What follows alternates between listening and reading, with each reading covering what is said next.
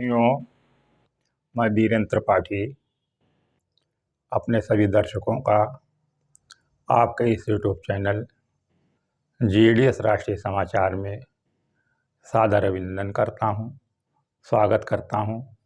साथियों, आप सभी का इस चैनल के प्रति जो हमको स्नेह प्राप्त हो रहा है, उसके लिए मैं आप सभी का धन्यवाद देता हूँ।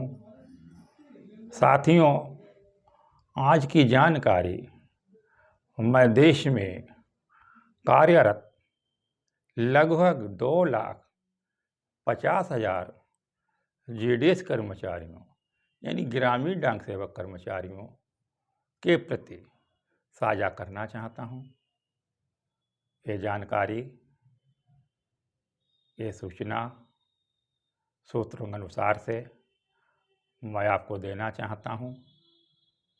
जैसा कि आप सभी को मालूम होगा कि जीडीएस की ज्वलंत समस्याओं को देखते हुए वर्ष 2016 में 7वें वेतन आयोग की सिफारिशें लागू करने के लिए ग्रामीण डाक सेवक कर्मचारियों की एक समिति का गठन किया गया था।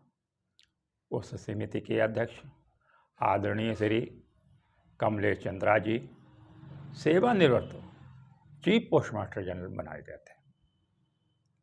उन्होंने जीडीएस कर्मचारियों के नारकीय जीवन को देखते हुए उनके भविष्य में प्रकाश लाने का प्रयास करते हुए इस रिपोर्ट का संकलन किया था।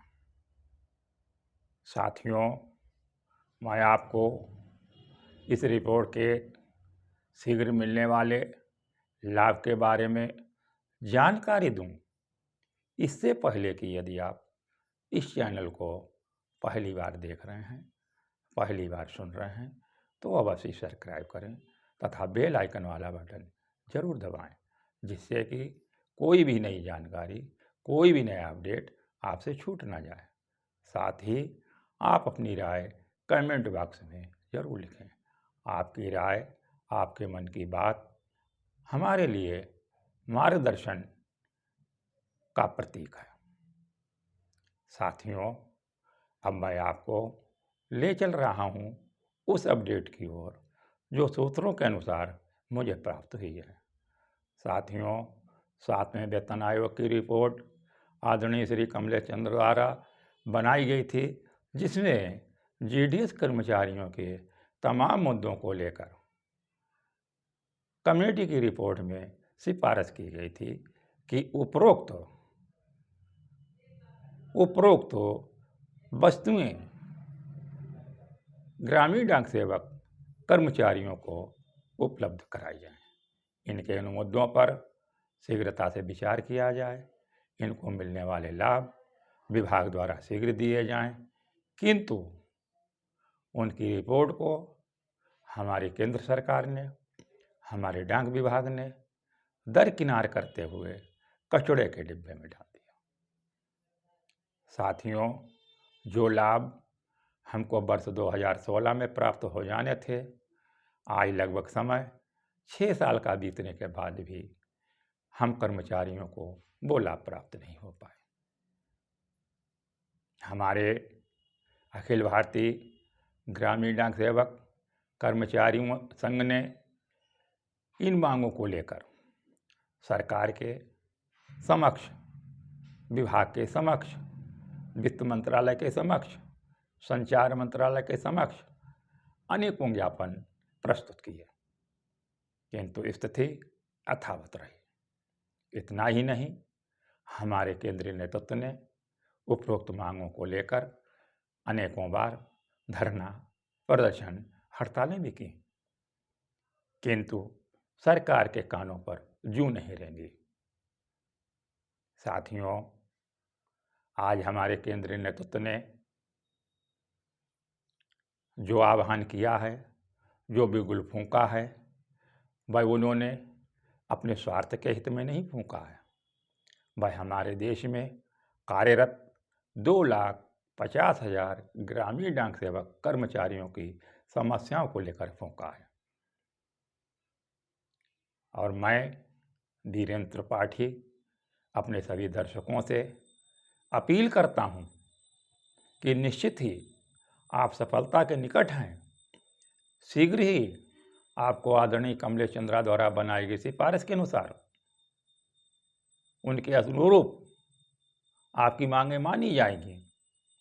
किंतु साथियों, अधिकार को पाने के लिए, अपने अधिकार को पाने के लिए संघर्ष करना कोई गलत बात नहीं है। सरकार से लड़ना, सरकार के विरुद्ध जाना तो गलत हो सकता है, लेकिन एकजुट होकर अपनी मांगों के मामले में धरना, प्रदर्शन, हड़ताल करना कोई भी विरुद्ध कार्य नहीं है। क्योंकि भारत सरकार के संचार मंत्रालय के अधीनस्थ संचालित डाक विभाग ने एक नियम बना रखा है, नो वर्क नो पे। साथियों, पे कटने के अलावा कोई पनिशमेंट तो नहीं होगा, किंतु आप एक बात को ध्यान में रखिए, यदि आपकी हड़ताल, आपकी अनिश्चितकालीन देशव्यापी हड़ताल 10 दिन भी चलती है, 15 दिन भी चलती है, 20 दिन भी चलती है, 1 महीने भी चलती है, तो आपका 1 माह का वेतन मात्र 22,000 रुपया बनता है।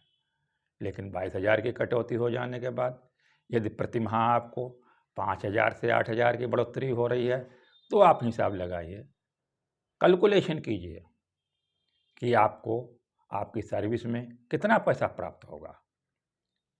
साथियों, मेरा मानना है, मेरा कहना है कि हमारे देश के 2,50,000 ग्रामीण डाक सेवक कर्मचारी केंद्रीय नेतृत्व के आह्वान पर दिनांक 12/12/2023 से देशव्यापी अनिश्चितकालीन में अपनी पूर्ण भागीदारी निभाएं, जिससे कि हमारी सरकार, हमारा विभाग, हमारा वित्त मंत्रालय, हमारा संचार मंत्रालय ग्रामीण डाक सेवक कर्मचारियों की मांगें, वो मांगें जो 7वें वेतन आयोग की सिफारिशों के अनुरूप आदरणीय श्री कमलेश चंद्रा जी ने बनाई थी। मैं सरकार से, विभाग से, संचार मंत्रालय से, वित्त मंत्रालय से सिफारिश के अनुरूप ही अपनी मांगों को मान रहा हूँ। मेरे या मेरे संगठन की कोई ऐसी मांग नहीं है, कोई नई मांग नहीं है जिसे सरकार मानने के लिए तैयार ना हो, क्योंकि सरकार ने अपनी अनुमति, अपनी सहमति के अंतर्गत ही हमारे 7वें वेतन आयोग की कमेटी का गठन किया था। और जब सरकार ने अपनी इच्छा से, अपनी मर्जी से कमेटी का गठन किया है, कमेटी ने जो सिफारिश सरकार को सौंपी है, तो सरकार को मानना एक मजबूरी है। अंत में मैं अपनी बात को विराम देते हुए पुनः फिर आग्रह करता हूँ कि दिनांक 12 दिसंबर सन 2023 से होने वाली हड़ताल में हमारे 2,50,000 ग्रामीण डाक सेवक एक नया इतिहास बनाने के लिए तैयार हैं, क्योंकि इस संघर्ष के बिगुल ने, इस संघर्ष के शंख की गूंज ने सरकार और विभाग दोनों की नींदें हराम कर रखी हैं। हो सकता है हड़ताल से पहले, हड़ताल होने के बाद हमारे ऊपर भगवाकरण, राजनीतिकरण का दबाव बनाया जाए, किंतु हम लोग इस बार चैन से ना बैठे हैं और ना चैन से बैठेंगे और ना चैन से सरकार और विभाग को बैठने देंगे।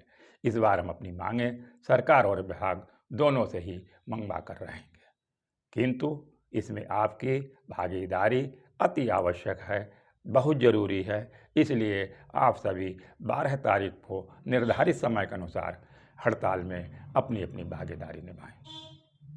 अंत में मैं पुनः फिर सभी से आग्रह करूंगा कि यदि आप लोग इस चैनल को पहली बार देख रहे हैं तो अवश्य सब्सक्राइब करें, बेल आइकन वाला बटन जरूर दबाएं, जिससे कि कोई भी नई जानकारी आपसे छूट ना जाए। जय हिंद, जय भारत।